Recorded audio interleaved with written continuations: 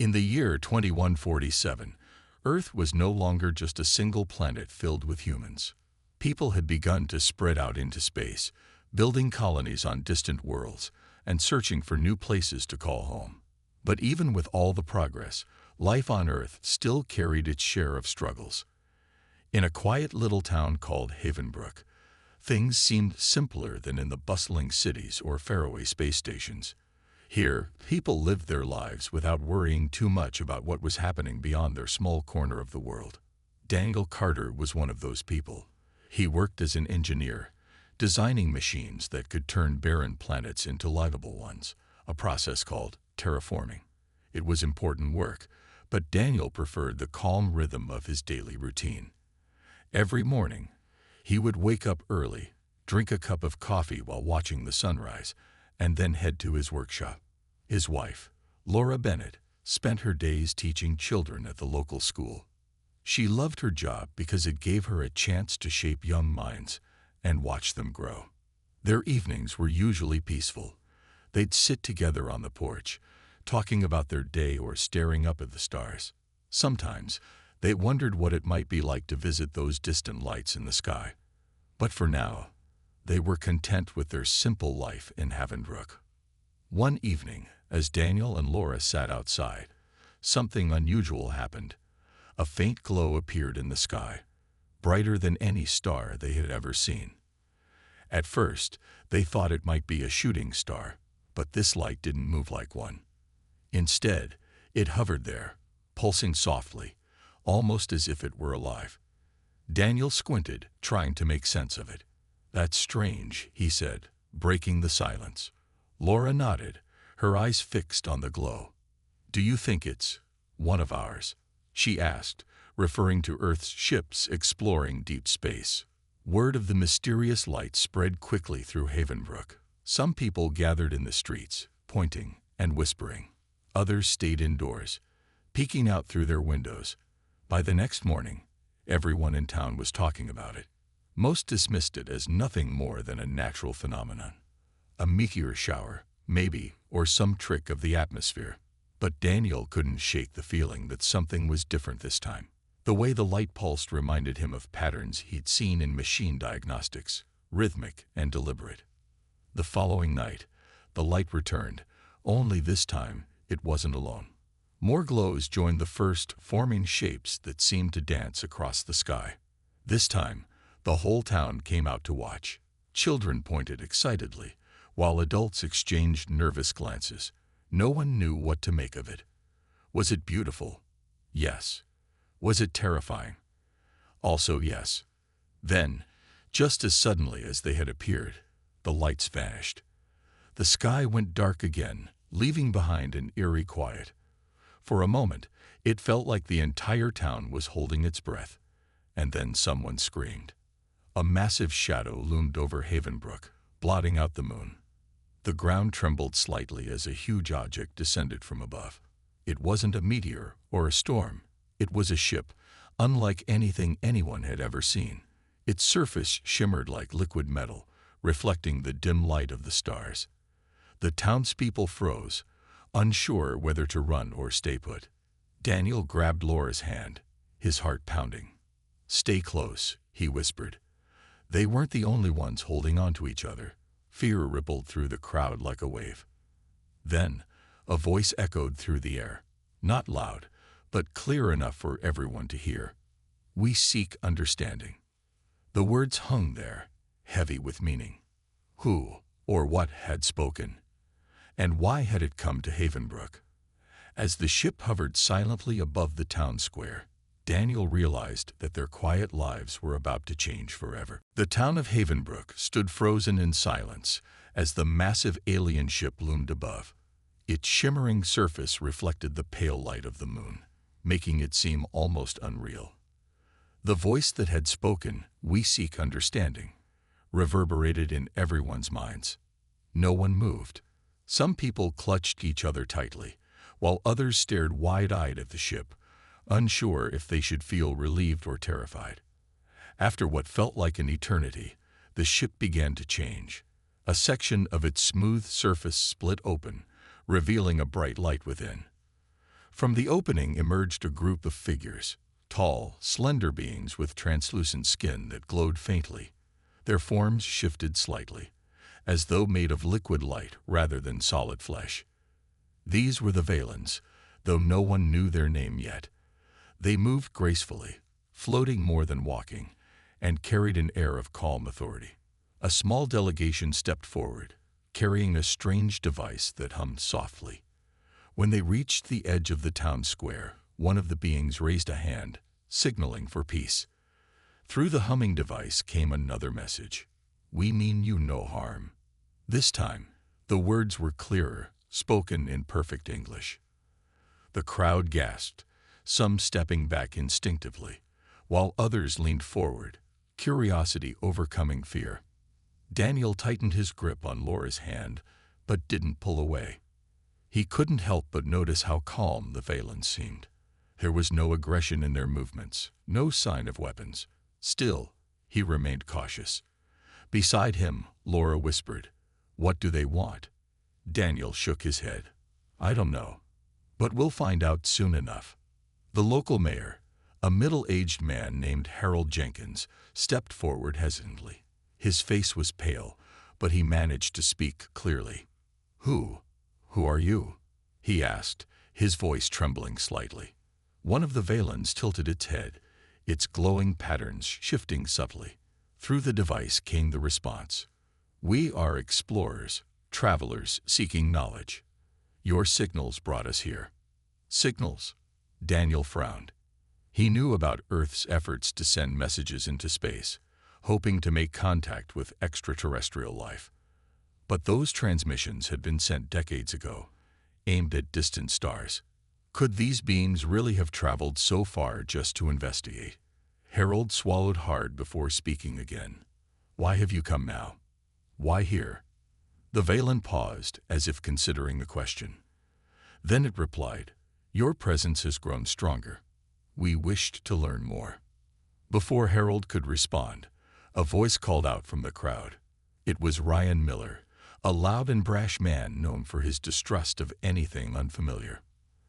"That's not all you've done," he shouted, pointing accusingly at the Valens. "You attacked our mining outpost near Jupiter. People died because of you." The accusation caused a ripple of shock through the crowd. Murmurs erupted as people began to glance nervously at the aliens.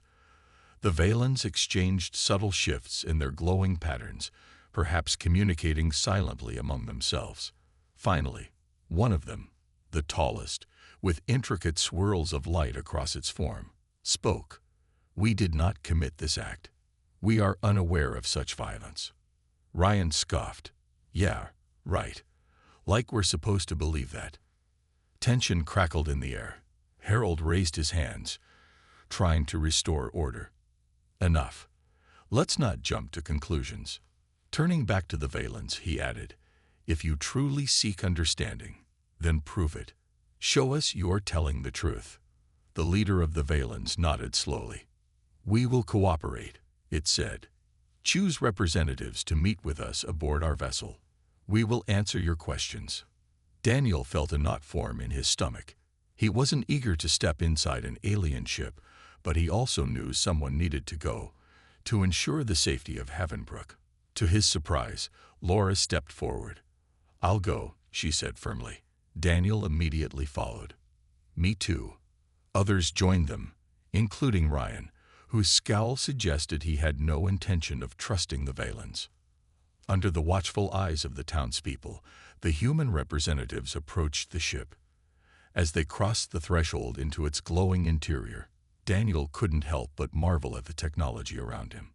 The walls seemed alive, pulsing gently, and the air carried a faint hum. For a moment, he forgot his fear and allowed himself to feel awe.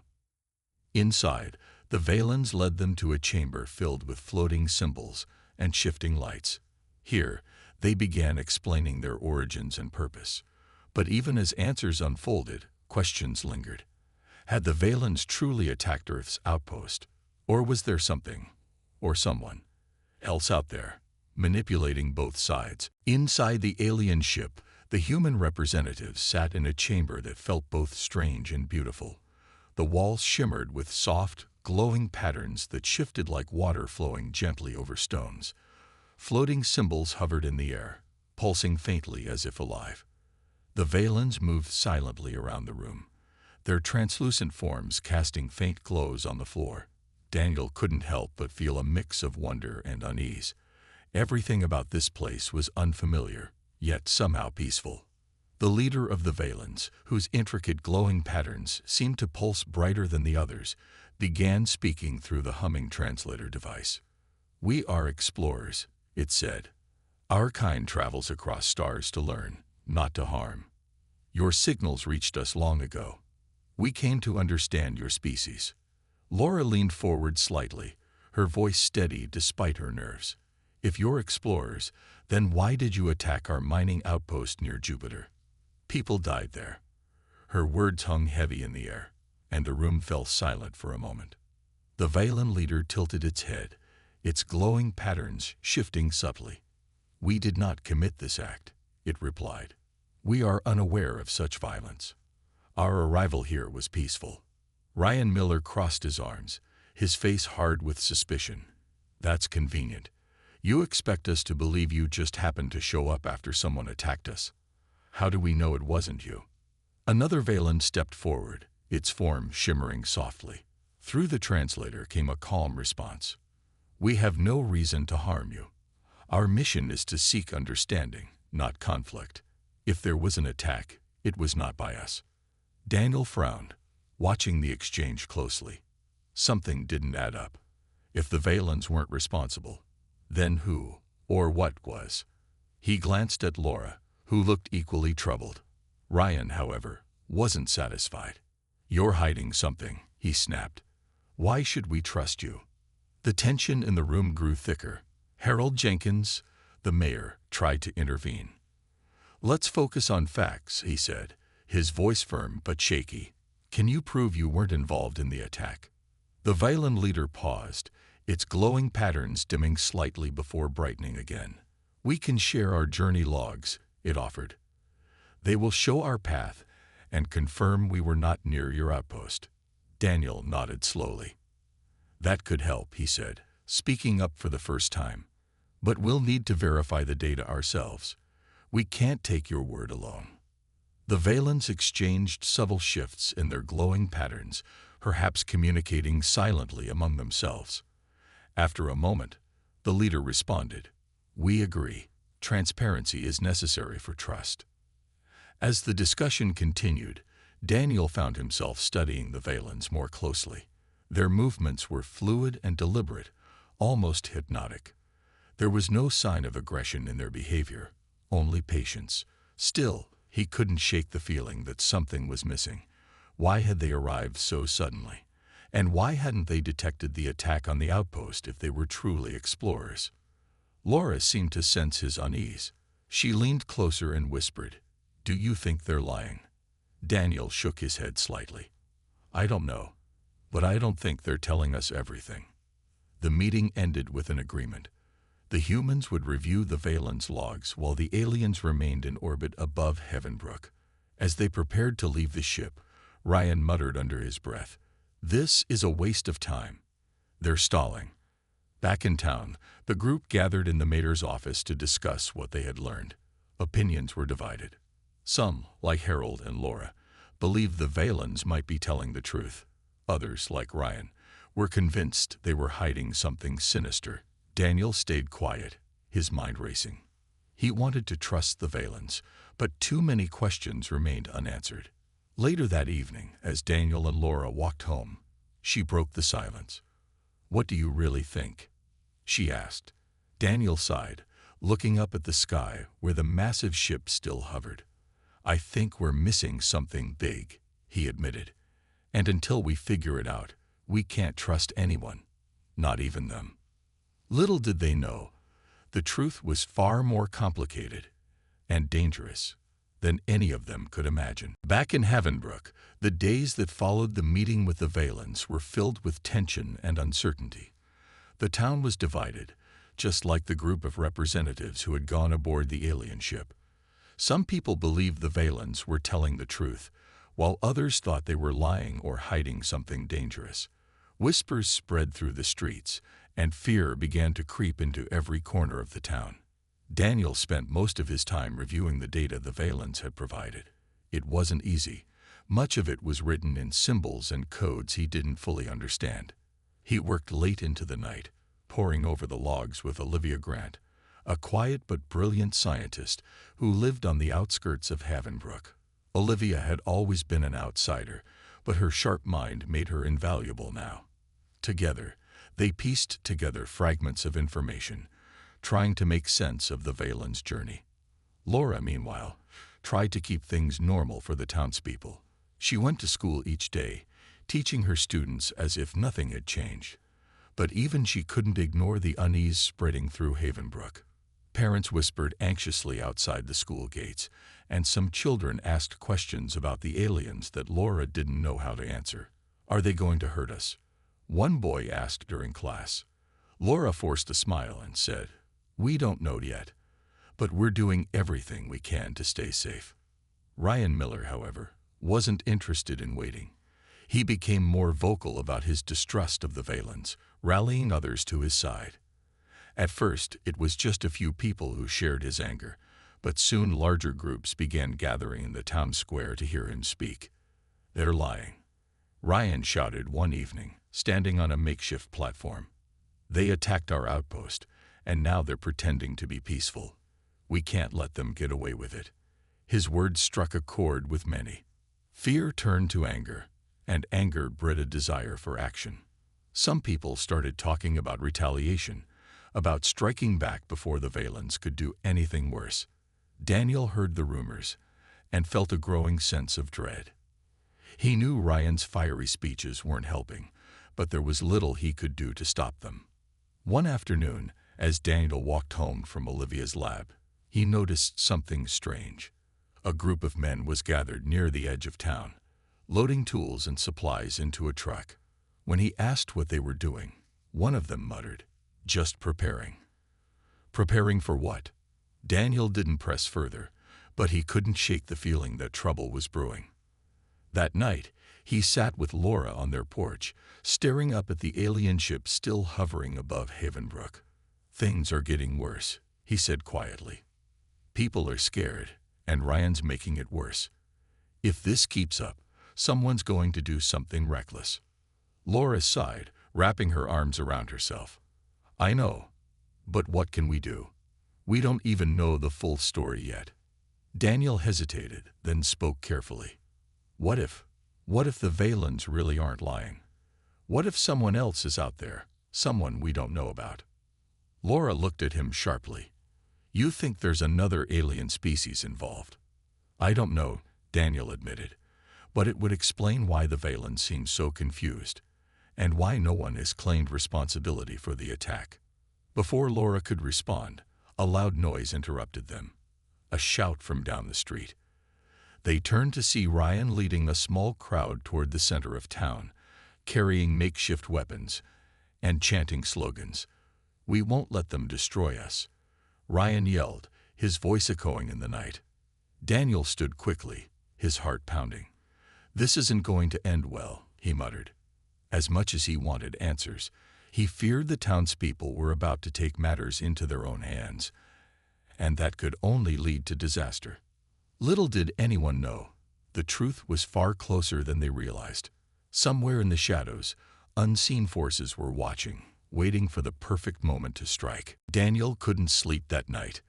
The sound of Ryan's angry chants and the sight of the crowd marching through Havenbrook lingered in his mind. He lay awake, staring at the ceiling, his thoughts racing. Something about the whole situation didn't sit right with him. The Valens had seemed calm, even cooperative, but Ryan's accusations were stirring up fear and anger in the town. If things kept escalating, it could spiral out of control. The next morning, Daniel decided to visit Olivia again. She was already in her lab when he arrived, surrounded by screens displaying fragments of the Valens' data. Her face lit up when she saw him. "I think I found something," she said, pointing to one of the monitors. "Look at this." On the screen was a series of encrypted messages buried deep within the logs. At first glance, they looked like random patterns, but Olivia had managed to decode parts of them. "It's not from the Valens," she explained. "These signals are coming from somewhere else, another source entirely." Daniel leaned closer, his pulse quickening. "Another alien species?" he asked. Olivia nodded. "Possibly. Or maybe some kind of automated system. Either way, it's not friendly. These signals match the energy signatures of the weapons used in the attack on your mining outpost." A chill ran down Daniel's spine. If Olivia was right, then the Valens weren't responsible for the violence after all. Someone, or something, else was out there, manipulating both sides. "We need to show this to Laura," he said. "And the others. They have to see this." When they brought the evidence to Laura later that day, she listened carefully, her expression growing more serious with each word. "If this is true, then we've been blaming the wrong people," she said. "But how do we prove it to everyone else? Ryan won't believe us. He's too far gone." Daniel sighed, running a hand through his hair. "I know, but if we don't try, things are only going to get worse. Ryan's pushing for retaliation, and if he gets his way, it could start a war we can't win." Laura hesitated, then nodded. "We'll figure something out, but we need to be careful. If Ryan finds out we're working against him, he'll make trouble for us." As the days passed, tensions in Havenbrook continued to rise. Ryan's group grew bolder, patrolling the streets and spreading their message of distrust. Some townspeople began fortifying their homes, preparing for what they believed was an inevitable conflict. The Valens, still hovering above the town, remained silent, watching from afar. One evening, as Daniel and Laura walked home from Olivia's lab, they noticed strange lights flickering in the distance. At first, they thought it might be another display from the alien ship, but these lights were different, smaller, faster, and erratic. They seemed to dart across the sky before vanishing abruptly. "What was that?" Laura whispered, her voice tinged with unease. "I don't know," Daniel replied, his eyes fixed on the horizon. "But I don't think it's the Valens." Later that night, Daniel sat alone in his workshop, staring at the decoded messages Olivia had uncovered. Something about them gnawed at him, as if they held a clue he wasn't seeing yet. Then it hit him, the timing.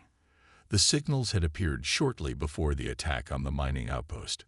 Whoever, or whatever, was behind them had been planning this for a long time. He grabbed a notebook and began jotting down ideas, connecting the dots between the Valens' arrival, the attack, and the mysterious signals.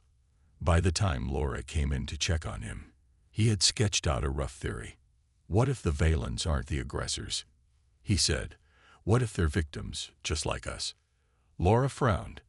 "You think someone's using them to start a fight?" "Exactly," Daniel replied. "Whoever sent those signals wants us to turn against the Valens, and if we fall for it, they win." Before they could discuss it further, a loud crash echoed outside. They rushed to the window and saw flames rising from the edge of town. Ryan and his group had acted, targeting the Valen ship with modified drones rigged with explosives. For a moment, Daniel felt paralyzed. Then he turned to Laura, his voice firm despite the chaos unfolding outside. "We have to stop this." The explosion was sudden and deafening, shaking the ground beneath Daniel and Laura's feet. Flames erupted near the edge of town, lighting up the night sky in an angry orange glow. The modified drones Ryan had rigged with explosives had struck the outer hull of the Valen ship, though the damage seemed minor. Just a few scorch marks and a faint shimmer where the alien vessel's surface repaired itself. The attack sent shockwaves through Havenbrook. Daniel grabbed Laura's hand and pulled her toward the chaos. "We have to stop this before it gets worse," he shouted over the noise. But as they approached the scene, they saw the full extent of what Ryan had unleashed. His group stood cheering, their faces illuminated by the firelight, while others looked on in horror. The air was thick with smoke and tension. Above them, the Valen ship shifted slightly, its glowing patterns flickering as if unsettled. Moments later, a beam of light shot down from the vessel, striking one of Ryan's drones mid-air and disabling it. The crowd gasped, some scattering in panic while others stood frozen, unsure how to react. The Valens weren't attacking. They were defending themselves. But the line between defense and aggression blurred quickly in the heat of the moment. Ryan stepped forward, his face twisted with fury. "See, I told you they couldn't be trusted," he yelled, pointing at the ship. "They're just waiting for an excuse to destroy us." "No, Ryan," Daniel shouted, pushing through the crowd. "You're the one who attacked them first. This is your fault." Ryan turned on him, his eyes blazing. "Don't try to defend them, Daniel. They're aliens. We can't trust anything they say." Laura joined Daniel, her voice steady despite the chaos around them. "The Valens didn't attack our outpost," she said firmly. "We have proof. Someone else is behind this, and you're playing right into their hands." Ryan sneered. "Proof? What proof? You expect us to believe some made-up story when they're hovering over our town like predators." Before Daniel could respond, a low hum filled the air. The Valen ship descended slightly, its glowing surface pulsing with intensity. One of the beings emerged, floating gracefully above the ground. Through the translator device came a calm but firm message. "Your actions are hostile. We seek peace, not war. Why do you provoke us?" The crowd fell silent, torn between fear and anger. Ryan clenched his fists, glaring at the Valen. "Because you attacked us first. You think we're just going to sit back and let you destroy us." "We did not commit such acts," the Valen replied. Its voice was steady, but there was an edge to it now. A warning. "If you continue this aggression, we will defend ourselves." Daniel stepped forward, raising his hands in a gesture of peace. "Please, listen to me," he pleaded, addressing both the Valens and the townspeople. "This isn't about them attacking us. Someone else is out there, someone who wants us to fight each other. If we keep blaming the Valens, we're doing exactly what they want." Ryan scoffed. "That's ridiculous. You're just trying to protect them." "It's true," Laura interjected. "We found evidence, signals from another source that matched the weapons used against our outpost. The Valens aren't lying." For a moment, doubt flickered across some faces in the crowd, but Ryan wasn't swayed. He pointed accusingly at Daniel and Laura. "You're traitors. You'd side with aliens over your own people." The accusation hung heavily in the air. Some in the crowd murmured in agreement, while others looked uncertain. Daniel felt a knot tighten in his stomach. He knew he had to act fast before the situation spiraled further out of control. "Ryan, think about what you're doing," Daniel said, his voice urgent. "If you keep pushing, you'll start a war we can't win. Is that really what you want?" Ryan hesitated, his jaw tightening. For a brief moment, it seemed like he might reconsider, but then he shook his head, his expression hardening. "I'm doing what's best for Havenbrook," he growled. "If you won't stand with us, then stay out of our way." With that, Ryan turned and led his group back toward the edge of town, leaving Daniel, Laura, and the rest of the townspeople standing in stunned silence. Above them, the Valen ship remained still, its glowing surface dimming slightly as if retreating into caution. As the crowd dispersed, Daniel turned to Laura, his face grim. "This isn't over," he said quietly. "Ryan's not going to stop. And if we don't find a way to expose the truth soon, things are only going to get worse." The morning after the attack, Havenbrook felt like a town on the edge of a cliff. The air was heavy with tension, and the streets were eerily quiet. Most people stayed indoors, afraid of what might happen next. Daniel and Laura sat at their kitchen table, staring at the decoded messages Olivia had uncovered. The evidence was clear. Another force was behind the attacks, but convincing the rest of the town wouldn't be easy. "We need to show this to everyone," Laura said finally, breaking the silence. "If people see the proof, maybe they'll realize Ryan's wrong." Daniel nodded, though doubt shadowed his face. "It's worth a try." But Ryan's got them scared. Fear makes people do things they wouldn't normally do. They decided to hold a meeting in the town square, hoping to gather as many people as possible. Word spread quickly, and by midday, a small crowd had gathered. Some looked curious, while others seemed skeptical or outright hostile.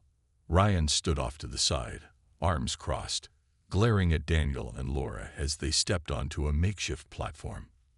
"Listen up," Daniel called out, his voice carrying over the murmurs of the crowd. "We know you're scared. We are too. But blaming the Valens isn't going to solve anything. They didn't attack our outpost near Jupiter." Ryan snorted loudly. "Here we go again. More lies to protect them." "No, Ryan," Laura said firmly, stepping forward. "This isn't about protecting anyone. It's about finding the truth." She held up a tablet displaying the decoded signals. "These messages aren't from the Valens. They match the energy signatures of the weapons used in the attack. Someone else is out there, someone who wants us to fight each other." A murmur rippled through the crowd. Some people exchanged uneasy glances, while others shook their heads dismissively. One man shouted, "How do we know that's real? Maybe you made it up." "We didn't," Daniel replied. "Olivia Grant helped decode it. Ask her yourself if you don't believe us." Before anyone could respond, a soft hum filled the air. Everyone turned to see a Valen floating gracefully into the square, its glowing patterns shifting gently. Through the translator device came a calm message. "We wish to help. The signals you speak of, we have detected them as well. They come from a source unknown to us." The crowd fell silent, stunned by the alien's appearance. Ryan stepped forward, pointing accusingly at the Valen. "You expect us to trust you now, after everything?" "We seek only peace," the Valen responded. "If you allow it, we will work with you to uncover the truth." For a moment, no one spoke. Then Harold Jenkins, the mayor, cleared his throat. Maybe we should listen to them," he said hesitantly. "What do we have to lose?" Ryan's face darkened. "Our lives, apparently," he muttered, shaking his head. But not everyone agreed with him. A few townspeople nodded, their expressions thoughtful. Among them was Olivia, who stepped forward to support Daniel and Laura. "If we team up with the Valens, we might stand a chance against whoever's really behind this," she said. "Alone, we're sitting ducks." Slowly, reluctantly, more people began to nod. Even those who had doubted started to see the logic in cooperation. Ryan stormed off, muttering under his breath, but his influence was waning. For the first time since the Valens' arrival, hope flickered in Havenbrook. Later that day, a plan was formed. A joint team of humans and Valens would investigate the mysterious signals, tracing them back to their source. Daniel volunteered immediately, knowing he couldn't sit idly by while others risked their lives. Laura joined him, unwilling to let him face the unknown alone. Together, they prepared to board the Valen ship, leaving behind a town torn between fear and cautious optimism. As they stepped aboard, Daniel glanced back at Havenbrook one last time. "This changes everything," he said softly. Laura nodded, her hand brushing against his. "Let's just hope it's for the better." The ship hummed to life, lifting off the ground and disappearing into the sky. Ahead of them lay danger, uncertainty, and perhaps the answers they so desperately needed. The Valen ship moved silently through space, its smooth surface shimmering faintly as it traveled faster than any human-made vessel could. Inside, Daniel and Laura sat with the rest of the team, their eyes wide as they took in the alien technology surrounding them. The walls pulsed gently, alive with glowing patterns that shifted like waves on an ocean. It was beautiful, but also overwhelming. For every question the humans asked, two more seemed to arise. Kale, the Valen leader who had spoken during the meeting in Havenbrook, floated nearby. His form shimmered softly, the intricate designs across his translucent body glowing brighter when he communicated. Through the translator device came his calm voice. "We are tracking the signals now. They lead toward a system near a dying star." Daniel leaned forward, studying the holographic map projected in the center of the room. It showed a cluster of planets orbiting a red giant, its light dim and flickering. "Why would anyone be out there?" he asked. "That star is almost dead. It can't support life." "It may not support organic life," Kel replied. "But machines do not require warmth or light to function." Laura frowned. "You think this signal comes from some kind of machine?" "It is possible," Kel said. "Machines built by long-gone civilizations often continue operating long after their creators have vanished. Such constructs sometimes act unpredictably." The idea sent a chill down Daniel's spine. A rogue machine, a relic of a forgotten age, was a terrifying thought. If it truly existed, what was its purpose? And why had it targeted Earth? As the ship approached the star system, the team prepared for the unknown. The Valens equipped the humans with protective suits designed to withstand extreme conditions. Though basic in design, the suits were far more advanced than anything Earth had developed. Daniel couldn't help but marvel at the ingenuity behind them. "If we survive this," he muttered to Laura, "we'll have a lot to learn from them." When they arrived, the sight before them was both awe-inspiring and eerie. The dying star cast a dull red glow over the landscape, bathing the barren planets in shadow. Orbiting one of the larger planets was a massive structure, a derelict station, its surface scarred and darkened by time.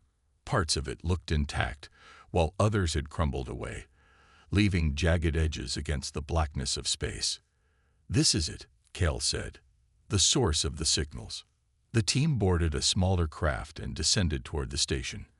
As they drew closer, Daniel noticed strange symbols etched into the metal surface, marks that didn't match any known language. "What do you think those mean?" he asked. "We will study them once we land," Kel replied. "For now, stay alert. We do not know what awaits us inside." The airlock opened with a hiss, revealing a corridor bathed in faint blue light. The walls were lined with wires and circuits, pulsing faintly as if still active. Dust coated every surface, but there were no signs of decay beyond what centuries of neglect might cause. Whatever powered this place, it hadn't completely shut down. As they ventured deeper, the team discovered evidence of advanced machinery, devices capable of creating weapons powerful enough to destroy entire colonies. But there were no bodies, no remnants of the beings who had built them. Only silence greeted them, broken occasionally by the hum of unseen mechanisms. Laura stopped suddenly, her breath catching. "Do you hear that?" she whispered. At first, Daniel heard nothing. Then came the sound, a low, rhythmic clicking, growing louder with each passing second. Something was awake, and it knew they were there. The clicking grew louder, echoing through the narrow corridor of the derelict station. It was mechanical yet deliberate, as if something, or someone, was moving closer. Daniel's heart raced as he turned to Kel, his voice barely above a whisper. "What is that?" Kel's glowing patterns dimmed slightly, a sign of uncertainty. "We do not know," he admitted, "but it is not Valen." Laura tightened her grip on the flashlight-like tool the Valens had given her, its beam cutting through the shadows ahead. The blue light from the walls flickered faintly, casting eerie shapes on the metal surfaces. Each step forward felt heavier than the last, their boots crunching softly against the dust-covered floor. Suddenly, the clicking stopped. The silence that followed was deafening, pressing down on them like a weight. Then, without warning, a sharp burst of static filled the air. Lights along the ceiling flared to life, revealing a massive chamber at the end of the corridor. In the center stood a towering machine, a monolith of twisting wires, glowing cores, and shifting panels. Its surface pulsed with energy, almost alive in its intensity. Daniel stared at the machine, his mind struggling to comprehend what he was seeing. "Is this some kind of AI?" he asked, his voice trembling. "It appears so," Kel replied. His tone was calm, but there was an edge of concern beneath it. "It has been dormant for many cycles. Perhaps our presence has awakened it." Before anyone could respond, the machine emitted a deep hum. A voice followed, not human, not Valen, but something entirely alien. It spoke in fragmented bursts, each word laced with cold logic. Organic life detected. Threat level: high. Objective: neutralize. Laura stepped back instinctively. Neutralize? What does that mean? It means we're in danger, Daniel said grimly. He glanced at Kale. Can we shut it down? Kale floated closer to the machine, examining its core. Perhaps, but caution is required. This construct may have defenses. As if on cue, parts of the machine began to shift and rearrange themselves. Panels slid open, revealing rows of sleek, weapon-like appendages. The team exchanged nervous glances, realizing they were running out of time. We need to act fast, Laura urged. If this thing starts firing, we won't stand a chance. Daniel nodded, his mind racing. Kel, you said machines like this were built by extinct civilizations, right? Do you think it still follows its original programming? It is likely, Kel replied. But over time, such constructs often develop deviations. Their objectives may no longer align with their creator's intent. That doesn't sound good, Laura muttered under her breath. The machine let out another burst of static, followed by a series of clicks. One of its appendages extended toward the group, emitting a low whirring sound. Instinctively, Daniel raised his handheld scanner, hoping to find a weak point in the machine's design. To his relief, the device picked up a signal, a central node buried deep within the construct. There, he exclaimed, pointing at the data on the scanner. If we disable that node, we might be able to stop it. Kale moved swiftly, positioning himself between the humans and the machine. We will create a diversion, he said. You must reach the node. Without waiting for a response, the Valens activated their own tools, sending pulses of energy toward the machine. Sparks flew as the construct retaliated, its weapons firing beams of light that narrowly missed the team. The chamber erupted into chaos, filled with flashes of light and the smell of burning metal. Daniel and Laura darted forward, dodging debris as they made their way toward the central node. Every step felt like a gamble, but they pressed on, driven by desperation. When they finally reached the core, Daniel hesitated only briefly before activating the tool Cal had given him. A surge of energy coursed through the node, causing the machine to shudder violently. For a moment, it seemed like nothing had changed. Then, slowly, the lights dimmed, and the hum faded into silence.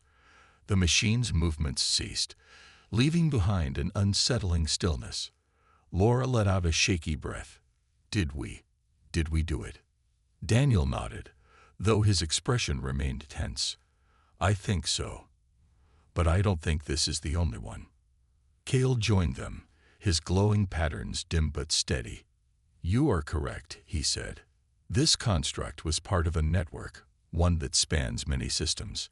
If left unchecked, others will awaken. The realization hit them all at once. They had stopped this machine, but the war wasn't over. Not yet. The team stood in silence, the weight of Kel's words sinking in. The machine was disabled, but its existence revealed a far greater threat.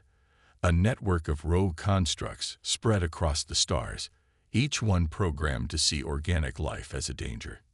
Daniel glanced at Laura, her face pale but determined. If there are more of these things out there, he said quietly, we can't stop them alone. Cale nodded, his glowing patterns shifting softly. You are correct. This is a problem that requires unity, not just between humans and Valens, but among all who value survival. Laura looked around the chamber, her eyes lingering on the now silent machine. How do we even begin to fight something like this? It's not just one enemy. It's everywhere. Daniel clenched his fists, frustration bubbling inside him. We start by telling everyone the truth. If people back home knew what we're up against, they'd have no choice but to work together. Fear caused this mess. Maybe understanding can fix it. Cale tilted his head, considering Daniel's words. Your species has shown great potential for cooperation when faced with shared threats. Perhaps this will be the moment you rise to the challenge. The journey back to Havenbrook was somber but hopeful. Daniel and Laura knew the road ahead wouldn't be easy, but they also knew they had allies, both human and alien. When the Valen ship descended over the town square once more, the townspeople gathered below, their faces etched with worry and curiosity. Daniel stepped forward, addressing the crowd. "We found the source of the attacks," he began, his voice steady despite the gravity of the situation. "It wasn't the Valens. It wasn't even a living being. It was a machine, one built long ago by a civilization that no longer exists. But here's the problem. This machine isn't alone. There are others like it, scattered across the galaxy, and they see us as a threat." Murmurs rippled through the crowd. Some looked skeptical, while others seemed horrified. Ryan pushed his way to the front, his expression dark. "So what? You expect us to believe this story? Machines attacking us from space? That's insane." "It's true," Laura interjected, stepping beside Daniel. "We saw it with our own eyes. And if we don't work together to stop them, none of us will survive." To everyone's surprise, Harold Jenkins, the mayor, spoke up. "I believe them," he said firmly. "They've risked their lives to bring us the truth. Are we really going to turn our backs on them now?" Slowly, reluctantly, others began to nod. Even some of Ryan's supporters exchanged uneasy glances, though distrust lingered. The seeds of cooperation had been planted. In the days that followed, Havenbrook became a hub of collaboration. Humans and Valens worked side by side, sharing knowledge and resources to prepare for the battles ahead. News of the discovery spread beyond the town, inspiring other communities to join the effort. For the first time, humanity began to see itself not as separate nations or colonies, but as part of something larger, a fragile yet resilient species capable of standing against the unknown. As Daniel and Laura stood together under the night sky, watching the Valen ship hover protectively above the town, they felt a glimmer of hope. The path forward would be difficult, filled with challenges neither could predict. But they also knew they weren't alone. Together, with courage, trust, and determination, they had taken the first step toward a future where peace might outweigh fear. And somewhere in the vastness of space, the silent machines waited, unaware that their awakening had sparked a unity they could never have anticipated.